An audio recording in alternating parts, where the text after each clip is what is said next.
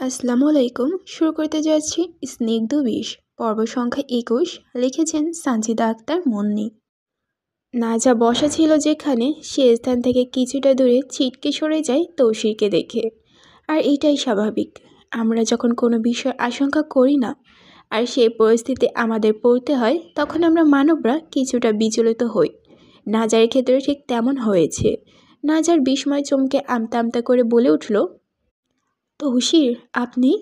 তৌসির নাজার কথায় মুচকি এসে ডান পায়ের ওপর পাটা তোলা ছিল সেটা নামাতে নামাতে মুখ দিয়ে আফসোসের শব্দ বের করে বলে ওঠে, তোমার সাথে সংসার ছেড়ে আমি কেমনি ওই হাজতে থাকবো কও? তোমার চোখে অসহায় সাহনি আর অসহায় পানি আমারে থাকতে দেয় নাই তো সেখানে, তাই তোমার আসলে তলে চলে আইসি। তৌসির উঠে এসে লুঙ্গি গুটে নাজারের সামনে দুই হাঁটু ভাঁজ করে পায়ের পাতা মাটির সমতলে রেখে বসতে বসতে বুড়ো কিঞ্চিত ভাবে নাচিয়ে জিজ্ঞেস করলো, টুনির মা, তুমি খুশি হওনি? আমার দেখা অখুশি হইছো? নাজা এই শুনে মনে মনে ভাবে, তৌসির কি সব জেনে গেছে? না, তেমন কিছু হতে পারে না। নাজার বিস্ময় বিসম্বিত হয়ে তখন আমতা করে তৌসিরের কিছু বলতে গেলে ঘাবলা আছে আজ করে নিবে তৌসির, তাই নিজেকে যথাসম্ভব শান্ত রেখে হেসে বলে ওঠে, তেমন কিছু না, হঠাৎ আপনাকে দেখে চমকে উঠলাম আর কি। তৌসির নাজহারের উত্তর শুনে ঠোঁট ফুটে ওঠে এক তাচ্ছিল্য হাসি। তৌসির হাত বাড়িয়ে আলতো স্পর্শ আঙুলগুলো চেপে ধরে নাজহারের তুলো মেঘের মতো নরম দুটি গালে, আর দাঁতে দাঁত চেপে বলে ওঠে, ও আমার ভেতমিস মাগিলো, আর কত করবি মাগিগিরি, এইবার থাম নটির নটি। ব্যাস, নাজহার বুঝতে আর বাকি রইল না, তৌসির সব বুঝে গেছে। নাজহার তৌসির হাতে নিজের গাল থেকে সরাতে সরাতে নিচু স্লান কণ্ঠে বলল, আপনি আপনি সব জেনে গেছেন তৌসির?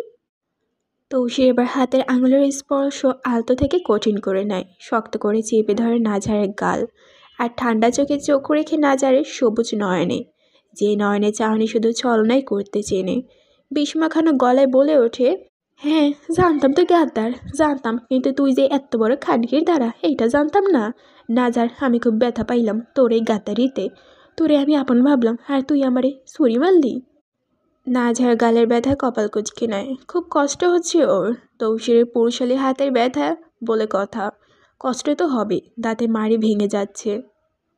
নাজহা তৌসির হাত দুটো ঝাপটে ধরে সরানোর চেষ্টা করে বলল, কষ্ট হচ্ছে তৌসির?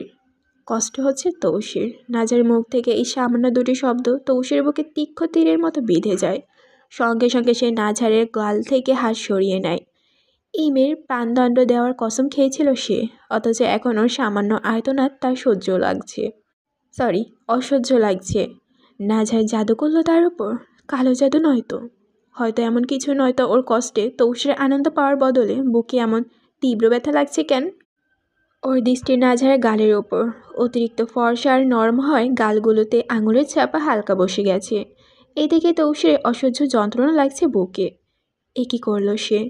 এই গালগুলোতে তো তৌসির বারবার ঠোঁট ছুঁয়ে গাল ঘষে নরমভাবে চুমু খেয়েছে। যখন ইচ্ছে হয়েছে তখন নাক ডুবিয়ে দিয়েছে ভালোবাসায়। সেই গালগুলোতে আঘাত করা কি উচিত হলো তার? না, উচিত হয়নি, একদম উচিত হয়নি। যেখানে নিজের দুমুঠো সুখ কুড়িয়ে সেখানে আঘাত করাটা ঘোর অন্যায়। নাজহার হয়তো গাদ্দারিনি করেছে, কিন্তু তাই বলে তৌসির এভাবে ওকে আঘাত করবে? তৌসির নাজহারের কিছু না বলে নিজের বিবেকের সাথে তীব্র যুদ্ধে লিপ্ত হয়। তৌসিরের ভেতর এক ঘৃণা, অন্যদিকে অসহনীয় যন্ত্রণা। আর নাজার, সে মনে কলেমা পড়তে শুরু করেছে। তার বিশ্বাস এই মুহূর্তে, ঠিক এই মুহূর্তে তৌসির তাকে মেরে ফেলবে। এই মুহূর্তে ঠিক তখন তাদের এই চরম উত্তেজনার সময় দরজার চৌকাঠে এসে দাঁড়ালেন বিবিজান আর দাদাজান। দাদাজান শান্ত অথচ ভারী কণ্ঠে তৌসিরের পিছন থেকে ডাক দেন, ও তৌসির, এদিকে আয়। তৌসির পিছনে ফিরে তাকায়। দাদাজান আর বিবিজানকে দেখে দীর্ঘশ্বাস ফেলে উঠে দাঁড়িয়ে সেদিকে যায়। বিবিজান ঘরে ঢুকতে ঢুকতে বড় গলায় বললেন, তৌসির, আমার তো মনে হয় তোর লগে যেই আকামটা করছে এটা তোর বউই করছে। নাজহার নিথরের মতো পড়ে থাকে জায়নামাজে। এবার বিবিজানও জেনে গেছে এটা কার কাজ। নিশ্চিত এবার নাজহারকে মেরে ফেলবে সবাই মিলে।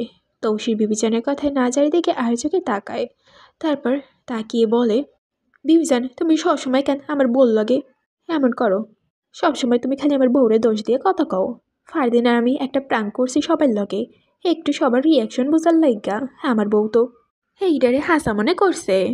নাজহারকে দেখিয়ে নাজহার বসে কাঁদছে। দাদাজান একটা জারি দিয়ে তৌসিরকে বলল, সাগুয়ার সাগুয়া সারাই দেবো, একদিন বালগিরি করো। তোর মা আর আমার নাতবো কি ভয়টাই পাইছে, তুই জানো সেইটা? তৌসির মনে মনে হাসে। তোমাকে নাতবো যে এইগুলার ঘাটি, এটা কেমনে কমু কত দাদা যান? বিবিজান হতাশার শ্বাস ফেলে বললেন, তৌসির যা তোর মায়েরে দেখায় বেউস হইয়া শীত হইয়া গেছে। এই বলে নাজার দিকে তাকিয়ে বলেন, আর নাজা তুই আয় রান্নাঘরে, কাম আছে। নাজা স্তব্ধ হয়ে বসে থাকে। অবশেষে এই পুরো খেলাটা আসল চিত্রটা তার কাছে অস্পষ্ট হলো। আবার মনে হলো সব কিছু স্পষ্ট। সে বুঝতে পারে এই পুরো খেলাটা তৌসির সাজিয়েছে। তৌসির নিজে বেঁচে বেঁচে সুন্দর প্ল্যান করেছে। তৌসির নিজে যেচে নাজারকে ফাঁদে ফেলেছে। ফারদিন যে নতুন ওসি এটা ঘুষ নেয় না, যার সঙ্গে তৌসির সম্পর্ক খারাপ, এই সমস্ত তথ্য নাজারকে জানিয়েছে তৌসির। তার মানে এই খেলাটা তৌসির নিজে সাজিয়েছে। তৌসির সব কিছু পরিকল্পনা মাফিক করেছে। তৌসির নিজে নাজারের সামনে প্রমাণগুলো এনে দিয়েছে, আর নাজার বোকা বনে সেই প্রমাণগুলো ফারদিনকে দিয়েছে। অথচ এখন নাজার নিশ্চিত ফারদিন আসলে তৌসিরের লোক। কিন্তু একটা প্রশ্ন নাজারে কুড়ে কুড়ে খাচ্ছে, কেন, কী কারণে তৌসির তাকে বাঁচিয়ে রাখছে? কেন বা সে সবার সামনে সত্যটা প্রকাশ করলো না? নিশ্চিত এর পেছনে কোনো বড় শয়তা লুকিয়ে আছে। তৌসির আর নাজারের দিকে তাকায় না। তৌসিরের চোখ মুখে অভিব্যক্ত মুহূর্তে পাল্টে যায়। মা আগে পরে দুনিয়া, এই চিন্তায় সে দ্রুত মাকে দেখতে চলে যায়। তৌসির কুটিরে এসেছে। কুটিরের গেটের সামনে একটা টঙের দোকান আছে। এই টঙের দোকানটা তারাই দিয়েছে গ্রামে এক গরিব লোকের দোকান দিয়ে খাওয়ার জন্য। সে মাকে দেখতে রুমে গিয়েছিল নিজে ইচ্ছেদারি নাগিনের সাথে হিসাব চুকাতে, কিন্তু গিয়ে আর নাজারকে পায়নি। বিবিজান তাকে রান্নাঘরে নিয়ে গেছে। বেশক্ষণ অপেক্ষা না করে তৌসির কুটিরে চলে এসেছে। দোকানটার ভেতরে গ্রামে ছোট্ট এক আড্ডাখানা। এক পাশে চা নাস্তা আর মুদির জিনিসপত্রের ব্যবস্থা। চায়ের কাপে ধোয়া ওঠে। কেউ বিস্কুট চুবিয়ে খায়, কেউ আবার চিনে বাদামের ঠোঙ্গা হাতে গল্পে মত্ত। আবার পাশে আলাদা আলাদা টেবিলে পেতে ক্যারাম, লুডো, দাবা খেলছে সবাই। দুপুর গড়িয়ে বিকেল হয়ে যায়, তবুও খেলোয়াড়দের ভিড় কমে না। দোকানের কোনায় রাখা আছে পুরনো একটা বক্স। টিভির স্ক্রিনে দাগ পড়েছে, তবুও তাতে খবর, সিনেমা বা ক্রিকেটের ম্যাচ চলতেই দোকানের ভেতর ভিড় জমে যায়।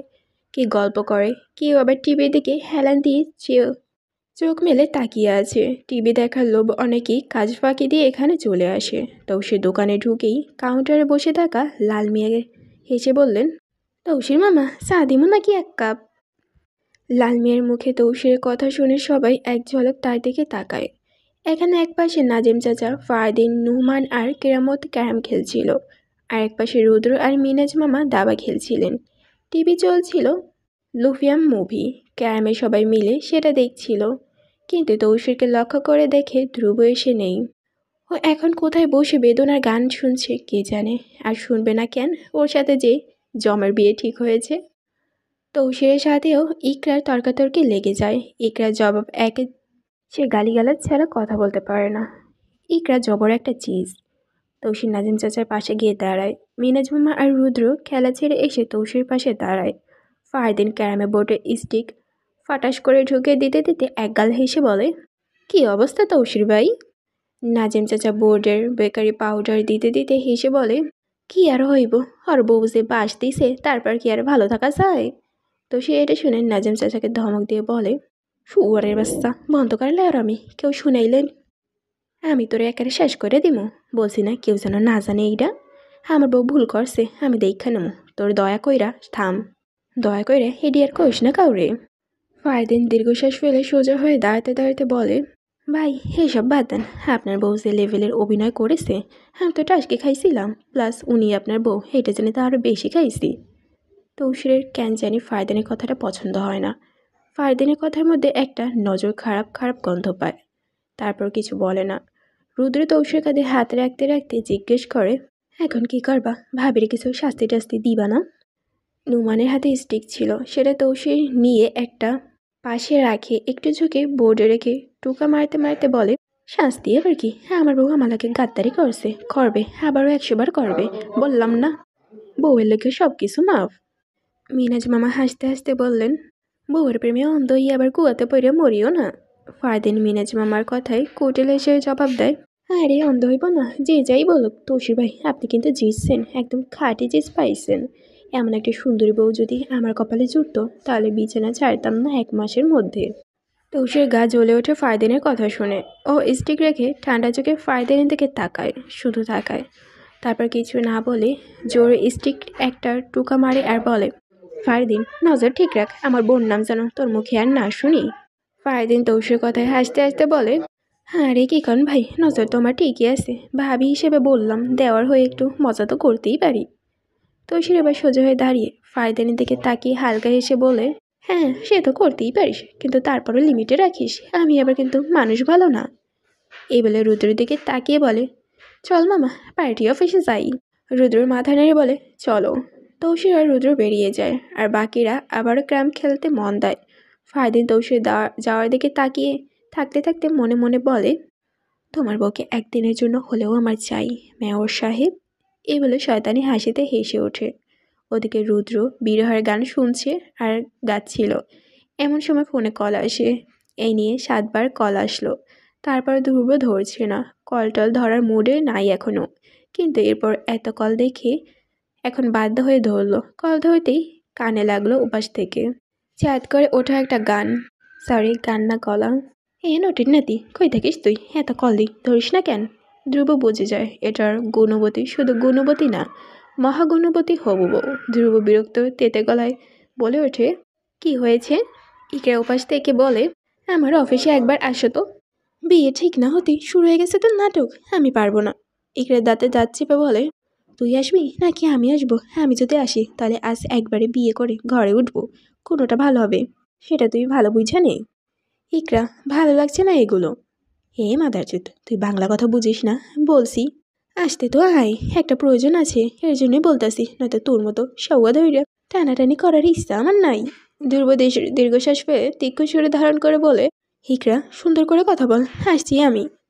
আচ্ছা তাড়াতাড়ি আসো, খুব প্রয়োজন। হুম। এই বলে ধ্রুব ফোন রেখে মনে মনে বলে, জীবনটা বড়ই পাতা হয়ে যাবে। রাত এখন 10টা, ঘর অন্ধকারে ঢাকা পড়ে আছে, শহরতলেই চেনা রাস্তাগুলো। তালা ভাই স্টুডিও থেকে বাড়ির দিকে হেঁটে ফিরছেন। প্রতিটা পদক্ষেপে তার শান্ত ক্লান্তি আর একাকিত্ব সুর বাজছে। গলায় সুর ভালো বলে একটা ছোট ইউটিউবে চ্যানেল চালায়, বিভিন্ন চলচ্চিত্রের ব্যাখ্যা দেন। এই সামান্য উপার্জন তার দিয়ে চলে। বাবার বিপুল অর্থে প্রচুর আছে, কিন্তু সেই হারাম টাকা চায়াও তিনি মারান না। নিজের উপার্জন সামান্য আলোতেই তিনি জীবনে মাপেন। কারো কাছে হাত পাতা চেয়ে তিনি এই দৈনিক শ্রেয় মনে করেন। আজ আবারও 12 তারিখ চলছে, কাল 13 তারিখ ওনার জন্মদিন। গত বছর এই সময় তিনি এভাবে ফিরেছিলেন, আর নাঝার আস্তিক কলগুলো কেটে দিচ্ছিলেন। নাঝা শুধু নাঝারই প্রতি বছরে তার জন্মদিন মনে রাখত। সে সবার আলে তাকে পায়েস বানিয়ে খাওয়াতো। নাজার হাতে রান্নার স্বাদ অমৃত, আর সেই পায়েস সে তো ওনার নাজারের মধ্যে অতিশয় প্রিয়। কিন্তু আজ আর সেই পায়েস খাওয়া হবে না। বাড়ি ফিরে সেই মধুর গন্ধ আর উষ্ণ স্পর্শ জুটবে না। তালাভাই আকাশের দিকে তাকিয়ে অফুরন্ত তারার মেলায় দেখে নাঝারের স্মৃতিগুলোর মতো জল জল, অথচ নাগালের বাইরে। দীর্ঘশ্বাসটি বুক ছিঁড়ে বেরিয়ে আসে, ফিসফিস করে আফসোসে ঝরে পড়ে ওনার ঠোঁট থেকে। নাজা, আমার প্রিয় নাজা, তোকে আমার ভীষণ প্রয়োজন রে। তুই কেন হারিয়ে গেলি? তুই কেন আমার হলি না? না না, হয়তো তুই আমার হওয়ারই ছিলি না, বিদায় আমার হলি না। মাথা নিচু করলেন তিনি। পদ্মার চোখে আর ধরা পড়ল না, কেবল অন্তরের যন্ত্রণা শোনা যায়। সে অন্যের যেন তাকে আপন ভাবি, দ্বিধা লাগে। ফের তাকে ভুলিতেও প্রাণ পুড়ে। অসহ্য এক ভার চেপে ধরেছে বুকে। নিজের প্রশ্ন নিজেই তাল্লা করে। এ কোন দ্বিধায় আমি পড়লাম? এমন দ্বিধা বুঝি কেবল প্রেমিকের হৃদয় পুড়ে যায়। তিনি ধীরে ধীরে পকেট থেকে মানিব্যাগ বের করলেন। মানিব্যাগের ভাঁজে রাখা নাজার একটি ছবি। স্নিগ্ধ হাসি মাখা সেই ছবির দিকে তাকিয়ে তাল্লাভাই আঙ্গুল বুলিয়ে দেন। মনে হয় স্পর্শ করছে এক অলসী স্বপ্নকে। কণ্ঠের অপার অসত্য নিয়ে বলেন, তুমি হয়তো আজ এই মুহূর্তে তোমার স্বামীর বক্ষে মাথা রেখে আবেশে নিদের আচ্ছন্ন। আর দেখো, আমি তোমার জন্য খোলা আকাশের নিচে দাঁড়িয়ে তোমার নিয়ে কত শত দ্বিধায় আঘাতে বিরহী। তোমার আপন করে চাওয়ার বিষয়টা বুঝি আমার মারাত্মক ভুল ছিল। তুমি আমার হওনি বলেই তো আজ তোমার শূন্যতায় পড়ছি। রবি ঠাকুর তো বলেই গেছেন, আমি হয়তো তেমন একটি হতভাগা, তোমাকে পাওয়া না পাওয়ার এক আকাশ সমান অনিশ্চয়তা। তারপরে রোজ ভাবি তুমি আমার, জানো, না পাওয়ার এক ধরনের পাওয়া। এই যে তোমায় পেলাম না, অথচ সারা জীবন শুধু চাইতেই থাকবো, এটা কি ভালোবাসা নয়? তিনি হাসলেন, করুণ এক উপহাসের হাসি। বিয়ের দিন রাতে তুমি আমাকে জিজ্ঞেস করেছিলে না আমি কার প্রেমে পড়বো কি না? শোনো, প্রাণ সঞ্চারিণী, প্রাঙ্গণার জীবনে একবারই প্রেমে পড়ে সরল মাথা বোকারা দ্বিতীয়বার, আর চরিত্রহীনরা বারবার। আর আমি তো বোকা নই, আর সরল মনের অধিকারীও না, আর চরিত্রহীনও না। তাই বলবো, তাহলে আমি কিভাবে পড়বো তোমার মায়াকে? ইহকাল কাটিয়ে উঠতে পারবো না। মৃত্যুর আগ অব্দি হয়তো তুমি থেকে যাবে মায়া হয় আমার নিজের উপর। তুমি মায়া হয়ে আমার অন্তরে থেকে যাবে। তুমি আমার জীবনে না পাওয়া একটা অমূল্য জিনিস। তুমি আমার ভীষণ আপন কেউ ছিলে, আজও আছো, আর সারা জীবনে থাকবে। তোমার স্থান আমার এই হৃদয়ে, তুমি ব্যতীত সবার জন্য হারাম। তোমায় না পেয়ে আমি কষ্টে আছি, খুব কষ্ট, ততটা কষ্ট যতটা প্রকাশ বা বর্ণনা দ্বারা অসম্ভব। তারপর বলি, তোমায় আমি না পেয়েও ভালোবাসি। রাতে খাওয়া দাওয়া শেষ, এবার এলো ঘুমানোর পালা। সারা দিনটা তালুকদারের মাইয়ারে দেখতে পাইনি তৌসির, আড়ালে থেকেছে নাঝার, আর তৌসিরও বাড়িতে ছিল না, পার্টি অফিসে চলে গিয়েছিল। এই এসে গোসল করে খাওয়া দাওয়া করে ঘরে ঢুকলো। ঘরে ঢুকে দরজা লাগিয়ে ঘরের মাঝখানে তাকায়, দেখে নাঝার দাঁড়িয়ে আছে খুব শান্তরূপে। তৌসির নাঝারকে এভাবে দাঁড়িয়ে থাকতে দেখে মুচকে এসে নাঝার দিকে এগিয়ে যেতে যেতে বলে, সারাদিন আমার কাছ থেকে লুকাইয়া কি হইল? শেষে তো তোমার আমার বুকে ঘুমাইতে হইব। ভয়ে নাঝারের পায়ের তালু পর্যন্ত কাঁপতে থাকে তৌসিরের কথায়। এখন তৌসির নিশ্চিত শেষ করে দেবে ওকে। নাঝার ভয়ে ভয়ে তৌসিরের চোখের দিকে তাকিয়ে জিজ্ঞেস করে, আমাকে মেরে দিবেন তৌসির? আমাকে মেরে দিবেন কথাটা যতটা সহজ বলল নাঝার, ততটা সহজ হলো না তৌসিরের পক্ষে শোনাটা। কেমন করে বুকের ভিতর মোচড় দিল, মনে হলো জ্বলন্ত কয়লার গুঁড়ো তৌসিরের কানে ঢেলে দিয়েছে কেউ। নাঝার যে এই কথাটা অভিনয় করে বলতেছে তা অবশ্য তৌসির বুঝে গেছে। অভিনয় জেনেও তৌসির বেশ খারাপ লাগলো। তবে কেন? এই গাদার জন্য এমন লাগে কেন? কী জন্য লাগে তা জানা নেই তার। তৌসির জবাবে তীক্ষ্ণ সুরে বলে ওঠে, তুই যে লেভেলের প্রমাগী, তারপরও কি তোর জীবন্ত রাখা যায়? তৌসিরের মুখে এই বিশ্রী গালি শুনে নাঝার এক মুহূর্তের জন্য চোখ বুঝে নেয় অপমানে। তারপর আবার খুলে ভয়কে দূর করে তৌসির চোখে রেখে বলে ওঠে, তাহলে মেরে ফেলুন না। তৌসির এখন আর নাঝার চোখে ভয় দেখে না, বরং দেখতে পায় মৃত্যুর অপেক্ষা। তৌসির মনটা বিষাদে মিশিয়ে যায়। নাঝারকে কিছুতেই ভয় দেখাতে পারছে না, বড্ড সাহসী ওর বাঘিনী। তৌসির এতে ঠোঁটের কোণে কঠিন হাসি নিয়ে ঠান্ডা আর তীক্ষ্ণ গলায় বলে ওঠে, ডাকাইতের বাচ্চা, তুই যে গাদ্দারিটা করলি আমার লাগে, তোরে তোলো মাগি চাপাতি দিয়া পিস পিস কইরা কাটমু, তারপরে মরমু। এই বলে বাঁ হাত দিয়ে ডানের শার্টের হাতা গুটাতে গুটাতে নাঝার দিকে আরেক কদম আগায়। নাঝার ভয় কি করবে খুঁজে পায় না। ও ঢোকে গিলে তড়িৎ গতিতে গিয়ে বিছানার বেডের নিচে রাখা ওয়ালথার পিস্তলটা বের করে দুই হাতে চেপে ধরে তৌসিরের কপাল বরাবর। এটা তাকে সেদিন মাস্টার চাচু সেফটির জন্য দিয়ে গেছে। প্রথম যখন পিস্তল ধরেছিল তার হাত পা কিডনি সহ কাঁপছিল, কিন্তু আর এখন অপেক্ষা করছে না, কিছুই কাঁপছে না। প্রতিদিন নাঝার দুইবার করে লুকিয়ে প্র্যাকটিস করে পিস্তল ধরে হুমকি দেওয়ার। নাঝার তৌসিরের কপালের ওপরে ওয়ালথার পিস ঠেকিয়ে তাচ্ছিল্য হাসি দিয়ে বলে, গাদ্দার তো আপনি মিয়া। বড়শিতে যেমন মানুষ টোপ দিয়ে পানিতে ফেলে আর মাছ তা খায় ভেবে গিলে, আর আপনার করার অপরাধ তো টোপ ছিল, যেগুলো আমার মাথা মোটা বলদ প্রমাণ ভেবে ওই জুনিয়র জানোয়ারের বাচ্চাটাকে দিয়েছিলাম। আমি ভেবেছিলাম ওই খানকে ব্লক গাদ্দার হতে পারে না আপনাদের মতো। যদি জানতাম তাহলে এমন মিস্টেক করতাম না। মারবেন আমাকে? খবরদার এই চিন্তা মাথায় আনবেন না। দেখতে পাচ্ছেন হাতে কি? Walther P99 Germany quality. একটা ঢুকলে সোজা ওপারে। নাঝার এই বাড়াবাড়ি দেখে তৌসির হতবাক। তৌসির বুড়ো কোচকায়। তারপর মুহূর্তে নিজের কোমরে গোজা গ্লাভস সেফটির নামের নিজের পিস্তলটা এক ঝটকায় বের করে পিস্তলের ঠান্ডা নলটা নাঝারের পেটে চেপে ধরে তাচ্ছিল্য হাসিতে বলে, গ্লাভ 70 অস্ট্রেলিয়ান, কি দেখা ডর লাগতাছে? নাঝারের রুহ কেঁপে ওঠে। নাঝার ধরে আছে তৌসির কপালে পিস্তল, আর তৌসির আছে ওর পেটে ধরে। নাঝার হাত তীর তীর করে কেঁপে উঠতে থাকে বারবার। এখন ও যদি শট মারে তাহলে তৌসিরও মারবে। নাজার পিস্তল তো বুলেট আছে কি না সে তা জানে না, শুধু আত্মরক্ষার জন্য পিস্তলটা ধরেছে। কিভাবে গুলি ছুড়তে হয় তাও জানাই নেই সঠিকভাবে। তৌসির নাজারের ভয় দেখে ট্রিগার টেনে ধরে। সেফটির মোড়ে থাকা ট্রিগার টেনে ধরে চাপ দিতে বুলেট ছুড়ে দেওয়ার জন্য প্রস্তুত। তৌসির ট্রিগার টানে নাজারের সারা শরীর কেঁপে ওঠে। ওর হাতে থাকা নিজের অজান্তে পিস্তলটা ঠাস করে মাটিতে পড়ে যায়। নাজার পিস্তলটা ফ্লোরে পড়তেই তৌসির বাঁ হাত বাড়িয়ে সারাশির মতো হাত ওর কোমরে পেঁচিয়ে গুঁড়ে দেওয়ার উপক্রম করে খামচে ধরে। একটা পৈচেসিক টান দেয়, সাথে সাথে নাজার শূন্যে ভেসে গিয়ে তৌসিরের পাথরের মতো শক্ত বুকের ওপর আছড়ে পড়ে। ওর ফুসফুস থেকে সবটুকু বাতাস শব্দের মতো বেরিয়ে যায়, কিন্তু দম নেওয়ার চেষ্টা করার আগেই তার চেয়েও ভয়াবহ কিছু ঘটে। ওর পেটে নরম ত্বকে পিঠ পাঁজর ঘেঁষে একটা অসম্ভব ঠান্ডা কঠিন গোলাকার বস্তুর মুখ চেপে বসে, আর তা হলো পিস্তলের নল। নলটা আরও গাঢ়ভাবে ঠেসে ধরে তৌসির, দাঁতে দাঁত চেপে বলে, দিতাম দিতাম সাব। এমন পরিস্থিতিতে পড়ে নাজার নিঃশ্বাসটা গলার কাছে এসে তলা পাকিয়ে যায়। ওর মনে হলো ও আর কোনোদিন শ্বাস নিতে পারবে না। ওর সমস্ত রক্ত মনে হচ্ছে পা বেয়ে নিচে মেঝেতে মিশে যাচ্ছে। শরীরটা অবশ্য আসার হয়ে গেছে, এইমাত্র তৌসির শেষ করে দিতে সময় লাগবে না ওকে। নাজার আর ভয় পায় না, ভয়কে জয় করে চিৎকার করে বলে ওঠে, দিন, আমি মরে যাই, আমি মরে যাই। তৌসির ওর কোমরে আরও চেপে ধরে, ওর চোখে চোখ রেখে বলে, নাজা, তুই কেন আমার লাগে এমন করলি? আমি খারাপ? তুই জানি নাই তুই বিয়ে বসছিলি, তারপরে কেন গাদ্দারিনি করলি আমার লাগে? তুই নোবেলপ্রাপ্ত গাদ্দার জানিয়েও আমি তোরে বিশ্বাস করতাম, আর তুই এই প্রতিদান দিলি? হে মাগি, যখন নাটকই করলি তাহলে আমি যাওয়ার সময় কাঁদলি কেন? জানোস, তোর চোখের পানি ওই মিথ্যা পানি আমি সত্যি মনে করছি। আমি মনে করছি ওটা তোর বাপ চাচার কাজ, তোর না। তুই শুধু ওগো প্রমাণ দিস, কিন্তু যখন রুম আর ফোন চেক দেওয়া হয় তখন আসল সত্যটা জানতে পারি। না যা, তোর ওই চোখে ওই মিথ্যা বাণী আর অসহায় চাহনি আমার শেষ করে দিতাছে রে। জানোস, একটা জ্যান্ত মানুষের শরীর থেকে চামড়া খুইলা নিলে যেমন অনুভূতি হয় তেমন অনুভূতি হয়েছিল আমার।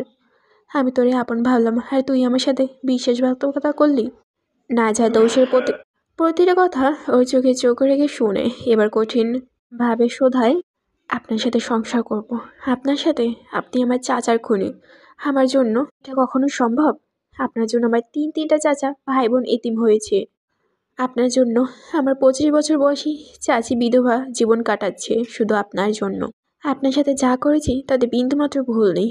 আপনাকে তো কুপিয়ে মারা উচিত ছিল আমার, যেভাবে কুপিয়েছেন আপনি আমার নূর চাচাকে। তো সে দাঁতে দাঁত চেপে নাজারে ঝাঁকিয়ে তুলে বলল, তোর চাচারে আমি মারি নাই, আব্বার কোপ মারতে আইছিল, আমি শুধু ধাক্কা মারছি। ধাক্কা খাইয়া পইরা শ্বাসকষ্ট উঠছিল, তারপরে তোর চাচা মরে গেছে।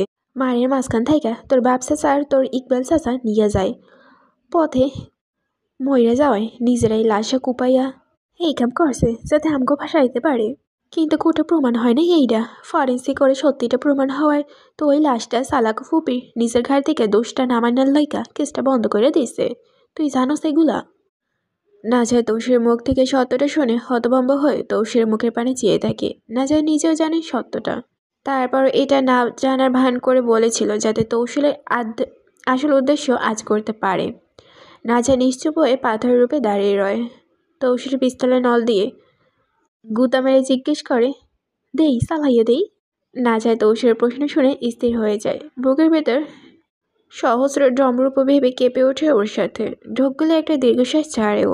এই শ্বাস শুধু বাতাস নয়, জটের ভেতর জমে থাকা জমাট বাঁধা আতঙ্কের হিমশীতল বাষ্প। মৃত্যুর খুব ভয় না ঝাড়ে, মারাত্মক ভয়, এত ভয় যে শিরায় শিরায় রক্ত চলাচল বন্ধ হয়ে যেতে চাইছে। ভেতর সব কিছু কেমন গুলিয়ে যাচ্ছে। যতবার সে জোর করে মুখ থেকে উচ্চারণ করতে ছিল মেরে দিন, ঠিক ততবারই তার মন প্রাণ সেই কথার বিরুদ্ধে বিদ্রোহ করে ওঠে। মন চায় আরেকটু, শুধু আরেকটু থেকে যেতেই পৃথিবীর মায়ায় এই অপরূপ পৃথিবীর আরও একবার রং দেখতে চায় সে। নিজের হাতে সেই রঙে নিজেকেই সাজাতে চায়। জানে তো এই খোলা ফুরান্ত আর তো ফেরা হবে না, আর তো জন্ম হবে না। জন্ম একটিবারই হয়। অসাধ্য নাঝার সমস্ত শরীর এলিয়ে আসে। এই মুহূর্তে নাজার চোখ দুটো জীবনের শেষ আশ্রয়টুকু খুঁজছে। শিশুর মতো করুণ মায়াপন্ন দৃষ্টিতে সে তৌসিরের চোখে চোখ রেখে ফিস ফিস করে বড্ড অসহায় ভঙ্গিতে জিজ্ঞেস করে, আমাকে বাঁচিয়ে রাখা যায় না? এখানে প্রশ্ন ছিল না, কোনো অভিযোগ ছিল, শুধু এক আর্থি, এক অকল মিনতি মৃত্যুর হিংসতল দরজায় দাঁড়িয়ে জীবনের শেষ উষ্ণতার জন্য এক করুণ আকুতি। এই আকুতি শুনে তৌসিরের উত্তর কঠিন গলায় বলল, না চাই না, তোর মতো ডাকাইতরে বাঁচাই না, সম্ভব না। মাফ করে দিন আমাকে তৌসির, আমার বাঁচার খুবই ইচ্ছে, এই পৃথিবী একটুখানি সুখ অনুভব করার খুব অপেক্ষা, দিবেন প্রাণটা ভিক্ষে।